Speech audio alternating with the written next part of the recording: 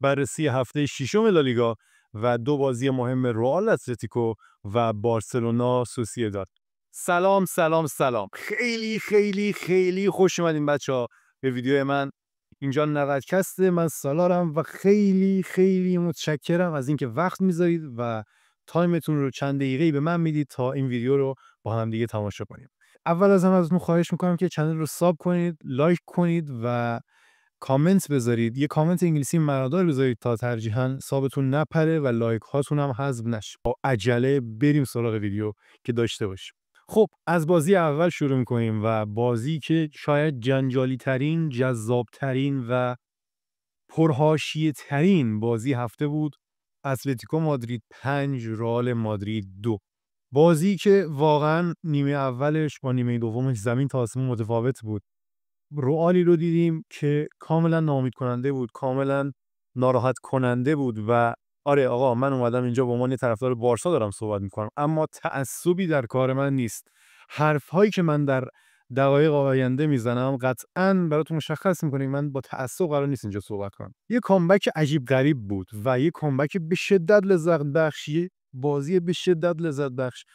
دقیقاً اون صحنه ای که گل دوم رئال به ثمر رسید و وینی اومد تو محوطه جریمه و با وجود اینکه من بارساییم، تعارف چرا، من دوست دارم رئال ببازه، دوست دارم صدر داده بشه به بارسلونا که رو جلوتر بهش میرسیم، اما زمانی که وینی سر گل دوم اومد و می‌خواست اون پاس گل بده، اون دو نفر که رد کرد گفتم سر توپ بزن، حالا وقتشه. و وقتی پاسو داد و وقتی گولر یا همون گلر به قول بنده خدا زد تو گل، اینقدر حال کردم، یعنی جیگرم حال اومد. آقا فوتبال بازی قشنگی دوست دارم ببینم، دوست دارم من وقتمو صرف میکنم یه بازی قشنگ ببینم، چرا که نه. و شوت گلرم واقعا شوت خاصی نبود و خب اوبلاک اینجوری بود که میاو، واقعا خیلی بامزه بود. از بغل دستش، از زیر دستش در واقع رد شد و گل شد و گل شد یا 2-1 شد و حالا جلوتر میرسیم و بازی بعد 2-2 شد و من میخوام، چون هم بازی بارسلونا رو میخوام آنالیز کنم و تحلیل کنم، هم بازی رئال رو میخوام آنالیز کنم، نصف وقت رو برای این میذارم، نصف وقت رو برای اون میذارم که تایم ویدیو هم بیش از حد طولانی نشه. ژاوی و شاگرداش این بازی واقعا خوب نبودن. از تاکتیکای توی در و دیوار ژاوی بگیر تا بازی نامنظم بازیکن‌های رئال، طور کلی خیلی‌ها من دیدم که میگن اتلتیکو خیلی خوب بود. نه، اتلتیکو عالی نبود واقعا. اتلتیکو خوب بود. نسبت به بازی قبلیش بهتر بود. بازی قبلی واقعا بد شانس بود، این بازی خوش شانس بود. و شاید بهترین بازی، چه می‌دونم، شاید قرنی بود که بین رئال مادرید و اتلتیکو برگزار می‌شد و با این نتیجه به پایان رسید. قطعاً بهترین بازی بود که سیمونه با تیمش داشت. نتیجه 5-2 با اختلاف بهترین بازی بود. اتلتیکو خوب بود، عالی نبود. رئال بود که خیلی ضعیف بود. رئال این بازی برخلاف بازی قبلی خیلی بد کار کرد. تمام تیم رئال، تمام شاکله رئال به استثنای آردا گولر و امباپه تو در و دیوار بودن. صادقانه، نه به واسطه اینکه بارساییم تاکید میکنم، به این واسطه که من داشتم بازی رو نگاه میکردم و صادقانه چرا دروغ، اولین بازی بود که من نشستم نگاه کنم از رئال مادرید تا ببینم چه جوریه، چون من نظرم بازی جذابی میشد و شد، خیلی جذابتر از اونی شد که من فکرشو میکردم. و 33 قرن سکوت به احترام تمام اون عزیزانی که این بازی رو ندیدن و از دست دادن. واقعا این شاکار، واقعا شاکار بود. نه به واسطه که اتلتی برد، واقعا نه، این واسطه که واقعا بازی قشنگی بود. یعنی نیمه اول هم میگم حتی اون پاس گلی که وینیسیوس داد به جون من نشست. یک سری نکات مثبت و منفی من یادداشت کردم و میخوام راجع به اونها با هم دیگه صحبت کنیم و بحث کنیم. از اونجایی که مشخصا بحثمون راجع به رئال هستش، نکات مثبت شاید بتونیم به امباپه و گولر اشاره کنیم که واقعا امباپه بازیکنی شده که صادقانه حسرت به دل من گذاشته و چرا دروغ، دوست داشتم ای کاش که تو تیم ما می بود، ای کاش که این بازیکنی که اینقدر وفاداره به گلزنی، اینقدر از موقعیت‌های هیچ همه چیز میسازه و حداقل 5 سال 10 سال دیگه در بدترین حالت میتونه تو سقف و به قول امروزی‌ها پرایم خودش بازی کنه، اونو داشته باشیم تو بارسلونا، اما خب نداریم و بماند که رئال حداقل الان قدرشو نمیدونه و گولری که واقعا خوب شده. مثلا بازیکنی که فصل پیش اصلا آنجلوتی پیش بازی نمیداد، شده بازیکنی که الان اگر نباشه رئال لنگه. دقیقاً مثل دیشبی که دیدیم همین که گولر رفت بیرون رئال لنگ شد. من سوالم از شما اینه که شما زمانی که بازیکن بازیساز نداری، هافبک بازیساز نداری، هافبک پلی میکر نداری، چرا گولر رو میذاری بیرون که مصدوم نشه؟ خب دیگه ببخشید به گا رفتی دیگه، از این بیشتر میخوای تو گا؟ میخوای تو گا دست و پا بزنی؟ نمیدونم واقعا. یعنی دریافتت نسبت به اینکه گوله رو آوردی بیرون چیه؟ بماند که من از ژاوی واقعا دفاع دارم. از اتفاقات مثبت گولر و امباپه واقعا نوید بخش روزای روشن و اتفاقات خوبی رو بر رئال میدن، اما این بازی پر از نکات منفی بود که من فقط به دو سه تای خیلی جزئیش میخوام اشاره کنم. اولین مورد، اگر یه نفر از من بپرسه بازیکن مورد علاقه تو رئال کیه، صادقانه میگم رودریگو و والورده. قبل از اینکه حالا مودریچ بره که قطعا مودریچ بود با اختلاف، ولی خب والورده. اما والورده این بازی نمیدونم بگم تو در دیوار بود، یه چیزی فراتر از در دیوار بود. یعنی یه چیزی فراتر از آشغال بود واقعا والورده و قابل درک نبود برای من بارسایی که همیشه یکی مثل گاوی، یکی مثل والورده نماد تعصب تو نسل جدید تو باشگاهشونه. چی بگم آخه همیشه هم تعصب کافی نیست. سوال من اینجاست آقا جان، والورده اون بازیکنی نیست که بیاد و برای تو بازی سازی بکنه، چرا تو میذاریش به عنوان یه هافبک بازی ساز؟ من واقعا نشستم به خودم فکر کردم، دیدم بهترین پست داره والورده اینی که یا هافبک تخریبچی باشه، یا به اصطلاح همون هافبک دفاعی به نظر من، یا اینکه بیاد دفاع راست واسه یا بره وینگر راست وایس. وینگر راست هم که الان می‌بینیم ماشاءالله مشکل دارن، ولی ماستانت اونو هم اومده، باز هم مشکل رئال حل نشده. خب جایی استفاده کن آقای جابی، چه اصراری داری حتما اونجوری استفادهش کنی؟ نکته منفی دوم قطعا کورتواست. کورتوایی که صادقانه تو نسل حال حاضر نظر من بهترین دروازه‌بان حال حاضره، با اختلاف. چه کاریه؟ جلو دکلن رایس 2 تا ضربه آزاد خوردی، جلوی خولیان آلوارز سومیشو خوردی. اون از خط دفاعته که جلوی ضربه آزاد میچینی، وقتی آقای آلوارز میاد میزنه نمیدونم دستی کم میگیری، لحاظ روحی خسته‌ای. این فاز چیه واقعا درک نمی‌کنم. یعنی هر چی سعی می‌کنم بفهمم نمی‌فهمم. به قول بنده خدا هر چی بیشتر سعی می‌کنم بفهمم بیشتر می‌فهمم که نمی‌فهمم. ضربه آزادو اینقدر به تخم میگی، به یه ورد گرفتی و دقیقاً قصد چیه؟ چون مال چی هست فردوسی پور و اون از اون و خیلی‌ها، حالا اینو من واقعا میتونم بهش خورده بگیرم، اما خیلی‌ها گفتن که کورتوا چرا جلو نمیاد؟ آیا این اشتباهی؟ 100% اشتباهه. چون زمانی که دروازه‌بان باید بیاد جلو، مثل شزنی، مثل هر ننه قمر دیگه هستن، باید بیاد جلو آقا جان. از شزنی بالاتر نیست که نیومده بود جلو، اما باید بپذیریم که ژاوی ازش نخواسته. اگر خواسته بود میومد جلو و من خودم عادت کرده به همین رویه. مثل میمونه که یه نفر 10 سال متمادی هر روز سنگین ترین ورزش‌ها ممکن رو انجام بده و شما یه روز بهش برداری بگی که اگر ورزش کنی این ورزش به ضرر توئه. میخوایم بگین آقا این که نمیشه. چرا؟ دیوید گاگینز بهش گفتن اگر تو ورزش کنی زارنات بیشتر به گا میره. اما صحبت من سر اینه که بهش گفتن اگر ورزش کنی بیشتر حالت خراب میشه، بیشتر رو سلامتی تأثیر منفی میذاره و خب طرف خمار میشه و خب این عادت کرده به اون. چه انتظاری ازش داریم نیم بیا بیرون تا موقعی که باش کار نشه بهش نگند چرا باید بیاد بیرون؟ عادت کرده اون که وایسه. در روزبان کلاسیکه، مگه بوفون ننه مرده از چارچوب محوطه جریمه‌اش میومد بیرون؟ مگه کاسیاس میومد بیرون؟ الان مگه ما میتونیم بگیم کاسیاس جزو بهترین دروازه‌بان تاریخ نیست؟ بوفون نیست، لویاشین نیست، آقا نویر اومد اینو مد کرد. چون نمیفهمیم، چون متوجه نیستیم واقعا چیز جدیدیه. نهایتا 10-15 سال اومده رو کار و خب کورتوا در زون کلاسیکه آقا جان، اینقدر خورده نگیریم. باشه من سر ضربه آزاد بهش خورده میگیرم، ولی سر این نه، چون عادت کرده باید روش کار بشه. از شزنی دیگه قدیمی تر نیستش واقعا تو این قضیه، سنش شزنی هم بالاتر ازش. شزنی دیدیم پارسال تونست این کارو انجام بده و قطعا کورتوا هم میتونه، اما باید روش کار بشه. این نیست که شما یهو ازش بخوای آقا دروازه بیاد بیرون، نمیتونه. خیلی‌ها خورده میگیرن به ژاوی، قطعا مقصر اصلی اول و آخر ژاویه، قطعا ژاویه، با اختلاف ژاوی. اما ژاوی مشخص بود که اومده تو این بازی بیش از حد نشخوار فکری کرده، بیش از حد فکرشو درگیر کرده، بیش از حد نگران بوده، مضطرب بوده و آقا این بنده خدا هم موقعی که اومده تا حالا باخت نداشته، چرا اینقدر خورده میگیریم بهش؟ الان دیشب به اتلتیکو باخته، آره بد باخته، اصلا تاکتیکش افتضاح بوده، ولی مربی تازه اومده، چرا یکی رو با یه برد میبریم بالا با یه باخت میاریم پایین؟ این عادت بد و واقعا از ذهنمون بیاریم بیرون. برای خودمون خیلی بهتره، واقعا برای خودمون خیلی بهتره. و این مقایسات تنها فایده‌ای که داره اینه که هیچ فایده نداره، کلا مغزمون میگاد. حالا انتخاب با خودتونه. و من به عنوان یه بارسایی میگم واقعا ژاوی این فصل قطعاً تیمش نسبت به آنجلوتی فصل قبل بهتره و دوست رئالی من اگر داری این ویدیو رو میبینی یکم صبر کن. قطعاً نتیجه صبر تو خواهی دید. ژاوی الان هم با گواردیولا کار میکرده هم با آنجلوتی کار میکرده، یه دوره طولانی هم لیورپول بوده و خب چیکار میخواد بکنه این بشر دیگه؟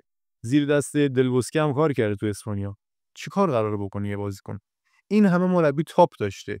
یکم صبر کن و بریم سراغ ویدیوی بارسلونا. بارسلونا 2 رئال سوسییداد 1. بازی که خیلی مهم بود با وجود تمام فرصت سوزی‌های مهاجمای بارسلونا، با وجود تمام حرص زدن‌های هانسی فیلیک لب خط، با وجود تمام سوتی دادن‌های آقای کونده، با وجود من راجع به کونده صحبت نمی‌کنم، این کلیپو 3 بار ببین. با وجود تمام سوتی‌ها و افتضاح‌هایی که خط دفاعی واقعا به ثمر نشون تو اون بازی، می‌بینیم که بالاخره بارسلونا تونست صدر رو تو هفته ششم از رئال مادرید بگیره. با این وجود که الکس رومرو دروازه‌بان سوسییداد تبدیل شده بود به کاسیاس پرایم و تمام اتفاقات افتاد، اما فیلیک برخلاف فصل قبلی نه تنها هدیه سرمربی رئال رو پس نفرستاد بلکه بازش هم کرد، تهش هم در آورد. نمیشه هم امتیازمون رو گرفتیم. قبل از اینکه برام راجع به بازی صحبت کنم دوست دارم یک سری چیزایی رو باهاتون در میون بذارم و دوستانه و برادرانه به عنوان برادر کوچیک‌تر، به عنوان برادر بزرگتر شما بهتون بگم.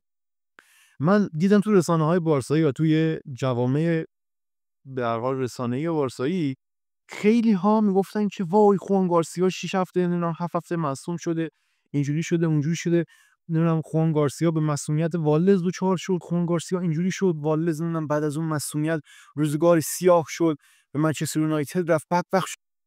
ببخشید واقعا کسخلید. یارو گفتن 6 هفته دیگه میاد، تعارفی با ما ندارن که. برنال فصل قبلی مصدوم شد، مگه زرت بلافاصله بعد مسابقه نگفتن که آقا این برای یه فصل دیگه که امسال باشه، هنوزم درست حسابی نرسیده نیست. تعارف دارن مگه با ما؟ مگه میتونن سر هوا شیره بمالن؟ نمیتونن که. وقتی اومدن میگه 6 هفته دیگه میاد، یعنی 6 هفته دیگه میاد. دنبال گوز کدوم کون میگردی آقای بارسایی؟ ول کن دیگه. وقتی میگن 6 هفته دیگه میاد دیگه.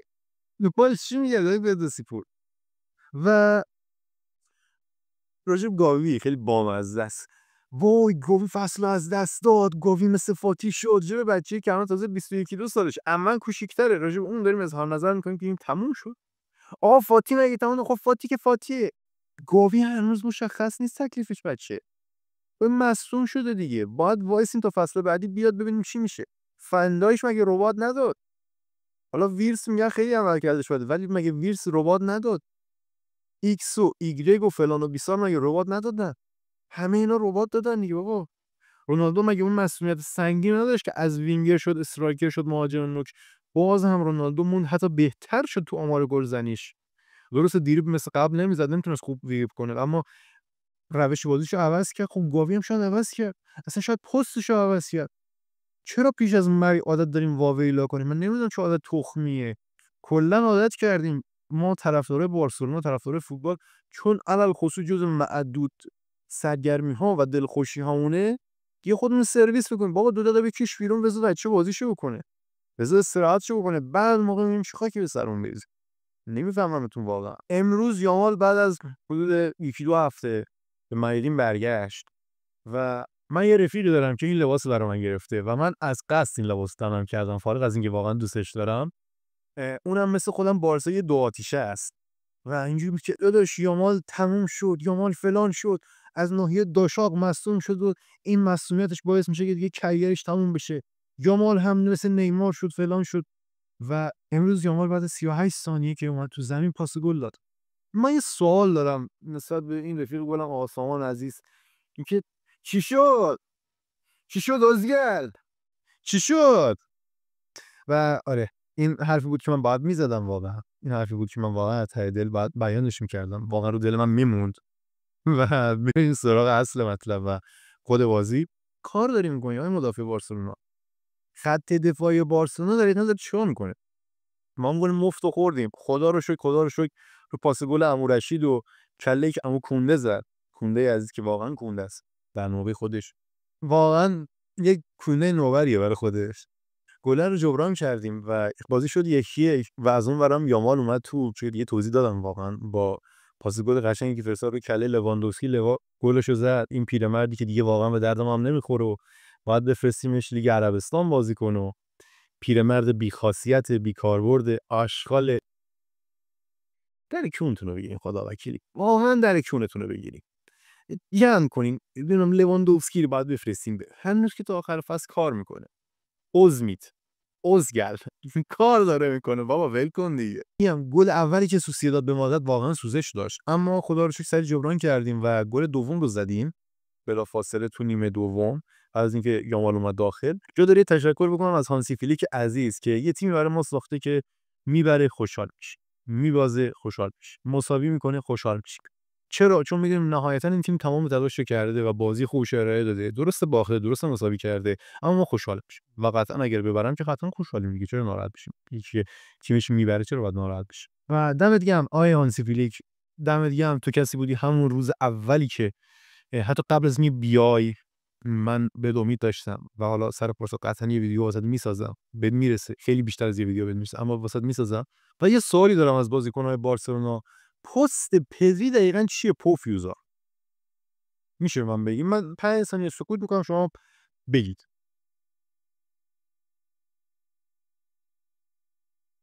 فکر کردی؟ مادر مگه پست پدری هافک نیست؟ پدری از آراوخو، اریک گارسیا، کونده از اینا بهتر دفاع میکرد. حالا واقعا جرارد مارتین خیلی بهش هیت دادم، بهش نمیرسیدیم بازی اینقدر بهش هیت بدم. واقعا جرارد مارتین آقا بکاپ ذخیره است، نیمکت نشینه. از این بچه من انتظاری ندارم، ندارم، نخواهم داشت. همین قضیه که دفاع میکنه کافیه واسه من. با بالد قیاس نکنید، اگر بکنیم واقعا تختتون کمه. واقعا مغزتون تعطیل، در کمال احترام دارم میگم. اون باله است، این جرارد مارتینه. خب معلومه که تو نباید اینو با اون یکی کنی. و صحبتم راجع به پدری بود. پوفیوزهای من بهم بگین که پست پدری دقیقاً چیه؟ مگه هافبک نیست؟ تو خط دفاع چیکار میکنه؟ عین اسبی که بچه‌شو ازش گرفتن داره میتازه بره اون سر طویله که بچه رو بگیره از دست اون پوفیوزی که گرفته بچه رو داشت و میخواد مثلا ببره یه جدی بفروشش، از خط وسط زمین اینجوری پیتکو میکوبید میومد خط دفاع محوطه جریمه، از اونجا پیتکو میکوبید میرفت محوطه جریمه حریف. محلی که باید پدری وایسته کجاست؟ من سوالم از شما اینه. پسر نه گل زده، نه پاس گل داده، شده ام وی پی بازی، شده بهترین بازیکن زمین. و نمیفهمم واقعا. به نظرتون الکی اینجوری عاشق ما بودن اون بچه شد بهترین بازیکن زمین وقتی کاسیاس پرایم ما تو دروازه سوسییداد داشتیم؟ من نمیفهممتون واقعا. اگر قرار دفاع کنین خب اوزگل دفاع کن. این بچه اینقدر 20 بار اومد، من داشتم نگاه گزارش کرده حالا پدری تو بجا این بار پدری عقب چیکار میکنه، حالا تو پدری تو بجا، حالا پدری داره بازیسازی میکنه، حالا پدری. خب اوزگل قرمساق 2 دقیقه بیا عقب دیگه، 2 دقیقه دفاع کن این آدم. اگر قرار هافبک باشه خب بذار هافبک باشه، هافبک گری خودش رو انجام بده. اگه قراره دفاع کنه خب توی پوفیوز بیا بیرون و بده دفاع کنه، یک ننه مرده دیگه رو بزنین جای هافبک. اگر قراره بشه وینگر راست ما، وینگر چپ ما، نوک حمله ما، که خب بگیم ما هم بدونیم که از این بشر به جای این که مثلا ما انتظار داشته باشیم بازی سازی انجام بده، انتظار پاس و گل و گل داشته باشه. نمیدونم واقعا چیکار می‌کنین با خودتون. این کثافتی که الان دارین میزنین، درسته ما بازی 2-1 بردیم، درسته الان صدر لالیگاییم، ولی این کثافتی که شما الان دارین میزنین یه جایی این بشر خدایی نکرده که شما هم شور نیست، ولی یه جایی مصدوم میشه. یه جایی این بشر مصدوم میشه، بعد اون موقع شما بشین و زوزه بکشین. اون اهمیتی که پدری واسه بارسلونا داره یا اون واقعا چی نیست. مثلا پدری خیلی بازیکن مهمیه که دیدیم آقا اومد تو 40 ثانیه واسه ما پاس گل داد، ولی هیچی نیست در مقابل پدری. و نکنید بذارید این بچه سالم سلامت بمونه. الان 3 روز 4 روز دیگه میره دوباره جلوی پاریس بازی میکنه. خب کی اینقدر استراحت کنه؟